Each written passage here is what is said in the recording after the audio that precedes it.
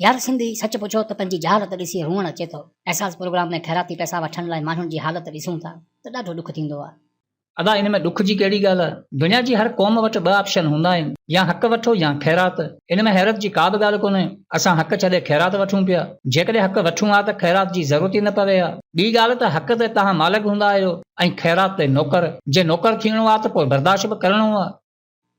हा इहो त सही आहे, पर अदा हाणे त असांजे माण्हुनि खे अक़ल खां कमु वठणु घुरिजे। कहिड़ो सबबु आहे जो क़ौम हिन जहालत जे अज़ाब मां अञा ताईं न निकिरी सघी आहे?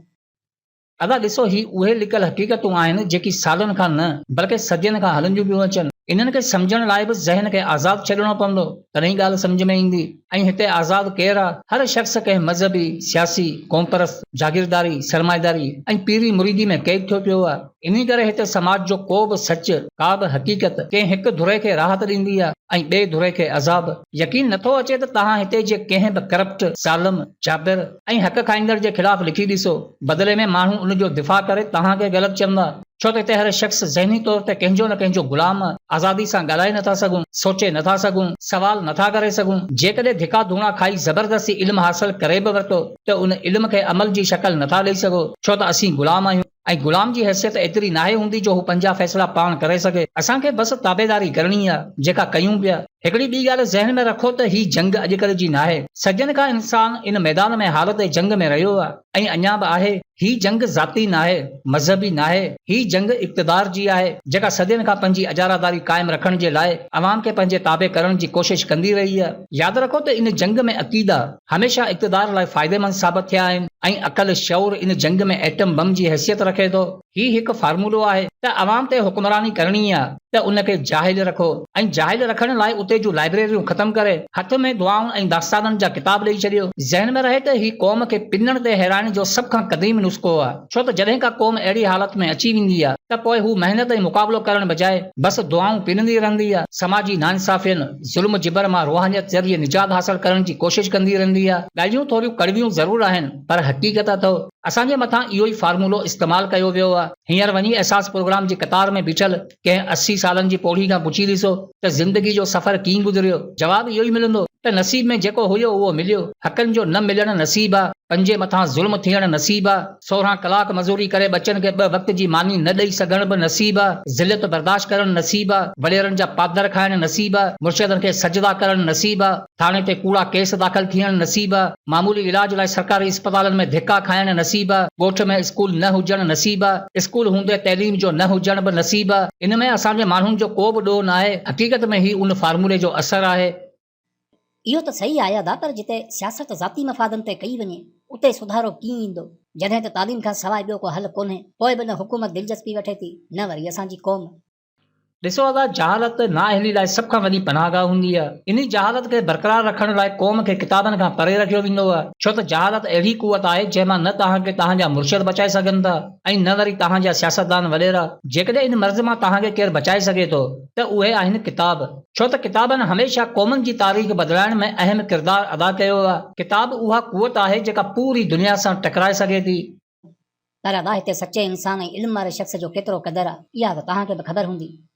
ॾिसो अदा, सच ॻाल्हाइण वारे खे मारे सघिजे थो, पर सच खे लिकाए नथो सघिजे। सच दॿाइण सां दॿिजी वञे हा त ही जंग सदियुनि जो सफ़र तय न करे हा। तारीख़ी ॻाल्हियूं, शाइरियूं ऐं तहरीरूं ही साबित कनि थियूं त अक़ीदो हमेशह इल्म जो दुश्मन रहियो आहे, ऐं जॾहिं बि इल्म किताबनि जी सूरत में तहरीर थियो आहे तॾहिं उन जो ख़ात्मो नामुमकिन थियो आहे। इहो ई सबबु आहे त हर फ़लसफ़ी खे कुफर चवण ऐं करोड़े किताब साड़ण बावजूद बि दुनिया अक़ल ऐं शऊर खां महरूम न थी सघी। एमरसन चवे थो त हर सड़ंदड़ किताब दुनिया खे रोशन करे छॾींदी आहे। हैरत अंगेज़ हक़ीक़त ही आहे त दुनिया में जेतिरा इंसान क़त्ल कया विया उन खां वधीक इल्म जा किताब साड़िया विया। डॉक्टर ड्रीपर पंहिंजी किताब मौरका मज़हब और साइंस में लिखे थो त इस्कंदरिया जो उहो कुतब खानो जंहिंमें तक़रीबन 7 लख किताब मौजूद हुआ, जोरी सीज़र जे हुक्म ते सभु तबाह कया विया। 90% किताब ख़तम थी विया ऐं जेकी रहिजी विया कैसर फ्यूडोसस दोइम जे हुक्म सां साड़े ख़तम कयो वियो। जॾहिं स्पेन जो मशहूर अदीब ऐं फ़लसफ़ी 413 ईस्वी में इस्कंदरिया आयो त उते हिकु किताब बि मौजूद न हो। क़ुरान वस्ता में राहिबनि जा अफ़ाल ही हुआ त उहे यूनानी इल्म ऐं फ़लसफ़े जूं किताबूं साड़े उन्हनि जी जॻह ते ओलियाइन जूं दास्तानूं रखी छॾींदा हुआ।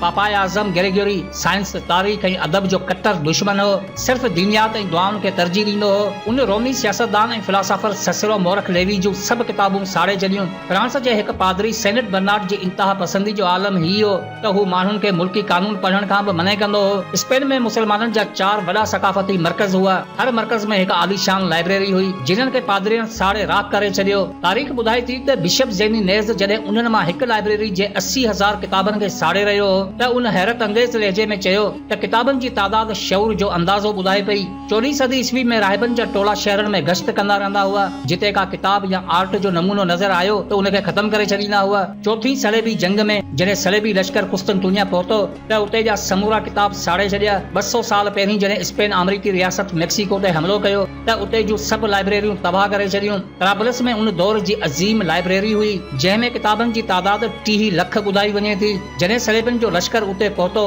त उन लाइब्रेरी खे बाहि ॾेई समूरा किताब साड़े छॾिया। स्पेन में मज़हबी अदालत जेका 1478 में क़ाइमु कई वई अरबी इल्म ते लिखियल यहूदियुनि जा 6000 किताब साड़े छॾिया। यूनान जी नौजवान छोकिरी हाइपेशिया जेका इल्म हासिल करण लाइ सिकंदरिया आई, सालनि जी महिनत खां पोइ हिकु नाले वारी फ़लसफ़ी बणिजी वई। उनखे अफलातून अरस्तू जे फ़लसफ़े ऐं रियाज़ी में वॾी महारत हासिल हुई। उन्ही छोकिरी खे सिकंदरिया जे बिशप साइरल काफ़िर करार ॾेई उघाड़ो करे सॼे शहर में घेरियो वियो ऐं पोइ गिरजा में खणी वञी उन जे जिस्म तां खल लाथी वई ऐं पोइ लाश जा टुकड़ा टुकड़ा करे बाहि में उछलायो वियो। गिलेलो फिलारेंस जे नाले खां तव्हां बि वाक़िफ़ हूंदा जंहिं दुर्बनी इजाद कई। पर जॾहिं हुन कापरनेक जे निज़ाम शमसी ते तहक़ीक़ कई त पोइ उनखे गिरफ़्तार करे मज़हबी अदालत में पेश करे छॾियो। ज़ालिमाना रवैये ते ख़ौफ़ खाई हिन उन वक़्तु माफ़ी वठी छॾी पर उन खां पोइ इन जे ज़मीर उनखे चैन सां रहण न ॾिनो ऐं 1632 ईस्वी में हिन पंहिंजी किताब निज़ाम आलम शाये करे छॾी जंहिंजे करे हिन खे गिरफ़्तार करे जेल में उछलायो वियो जिते हू 10 सालनि ताईं तकलीफ़ूं बर्दाश्त कंदो रहियो ऐं 1442 में वफ़ात करे वियो। इटली जो उहो मशहूर फ़लसफ़ी ऐं साइंसदान ब्रोनो जेको फ़लसफ़े में इब्न रशद ऐं स्पेनोज़ा जो पोइलॻ हो। 1600 में मज़हबी अदालत उन अज़ीम माण्हू खे जीअरो साड़े छॾियो। किपलर जंहिं सभ खां पहिरीं कशिश अर्ज़ी ऐं समंड ते चंड जे असरात जा नज़रियात पेश कया जॾहिं 1618 में पंहिंजी किताब शाये कई त कलेसा हिन खे काफ़िर करार ॾेई इन जी किताब खे साड़ण जो हुकुम ॾेई छॾियो। शायदि कुझु दोस्तनि खे डांटे फिलारेंस जे बारे में ॼाण हुजे जेको इटली जो मशहूर फ़लसफ़ी ऐं शाइर हो जंहिं पंहिंजी लाज़वाल किताब तरीबा ख़ुदाबंदी लिखण लाइ ज़िंदगी जा 14 साल लॻाए छॾिया। 1301 में जॾहिं इन किताब शाये कई त हिन खे मुल्क मां जलावतन कयो वियो ऐं ज़िंदगी जा आख़िरी 20 साल मुसाफ़िरी में दरबदर थियण खां पोइ 1321 में वफ़ात करे वियो। इंसानी अक़ल ते इन खां वधीक ज़ुल्म ॿियो कहिड़ो थींदो त वहशी बादशाहनि ऐं मज़हबी पादरियनि 60 लख खां मथे किताब साड़े छॾिया जिन्हनि में दुनिया जूं सचायूं, अज़ीम माण्हुनि जूं हिकमतूं ऐं दानायूं तहरीर हुयूं ऐं जेका कसर रहिजी वई हुई उहा 13वीं सदी में तातारियनि पूरी करे छॾी। बगदाद, कोफा, बसरा, हलब, दमशक, खरासान, ख्वारज़म ऐं शिराज जूं केतिरियूं ई लाइब्रेरियूं जिन में किताबनि जी तादाद 3 करोड़ खां बि मथे हुई सभु साड़े बर्बाद करे छॾिया। केतिरा ई फ़लसफ़ी आलम क़त्ल करे छॾिया। एतिरो ज़ुल्म थियण बावजूद बि वक़्त ऐं सच खे क़ैद न करे सघिया छो त सच खे जेतिरो लिकाइण जी कोशिश कंदा ओतिरो ताक़त सां सच जा जलवा तव्हांजे साम्हूं ईंदा। अॼु इटली में उहा मज़हबी अदालत न आहे जेका कुफर खां रोकण लाइ माण्हुनि खे सज़ा ॾींदी हुई, कुदरत जे अज़ाब खां बचण लाइ नवां कानून ठाहे अवाम मथां लागू कंदी हुई। पोइ बि इटली अॼु दुनिया जे तरक़ी याफ़्ता मुल्कनि में शुमार थिए थो। न कुफर थिए थो न तौहीन थिए थी। हैरत जी ॻाल्हि आहे त उते कुदरत जो अज़ाब बि नथो अचे। पाण खां बहितर ज़िंदगी उते गुज़रे पई। जेकॾहिं अॼु असां उन्हनि ज़ालिम बादशाहनि ऐं पादरियुनि जे अक़ल खे दुबारा दुनिया मथां राइज कयूं त यकीन कयो अॼु दुनिया जो हर शख़्स कुफर जो हक़दार थी पवंदो। बहस लाइ इनकार काफ़ी आहे पर दलीलनि जे बुनियाद ते इन हक़ीक़तनि खे ग़लति साबित नथा करे सघो। जेकॾहिं अहिड़ा ज़ुल्म न थियनि ऐं असांजे अज़ीम माण्हुनि जूं तहक़ीक़ूं साबित रहनि त अॼु दुनिया जो नक्शो ई तब्दील हुजे हा। इंसान अक़ल जी इंतहा ते पहुचे हा। इन करे जॾहिं बि सोचो हमेशह आज़ाद थी सोचो तॾहिं हक़ीक़तनि खे समझी सघंदा। हीअ ॻाल्हि यादि रखो त असांजा हाल असांजा नसीब न आहिनि बल्कि ही अमल आहिनि असांजी नाअहली ऐं कुवतनि जी नाकारा सियासत जा। या त नसीब समझी जानवरनि वारी ज़िंदगी जीअं वारा रहो या मुक़ाबिलो करे हालतनि खे बदिलाए छॾियो। दुनिया जे हर दौर में हर सियासत में बसि इक़्तिदार जी जंग रही आहे। बाक़ी सभु इख़्तिलाफ़ इन जंग जी इजाद रही आहे। पंजो मिसाल वठो, हर इख़्तिलाफ़ खे परखो, तहक़ीक़ कयो त नतीजो इक़्तिदार जी सूरत में ई निकिरंदो। अॼु दुनिया उन्हनि अज़ाबनि मां निकिरी वई आहे, इल्म ऐं अक़ल जे मैदान में लही वई आहे ऐं वाहिद असांजी क़ौम आहे जेका दुनिया जे हर अज़ाब खे बर्दाश्त करण खां पोइ बि अज़ाब जे ख़ौफ़ खां दुआऊं पिनी रही आहे। जॾहिं त हिते को बि अज़ाब बाक़ी रहियो न।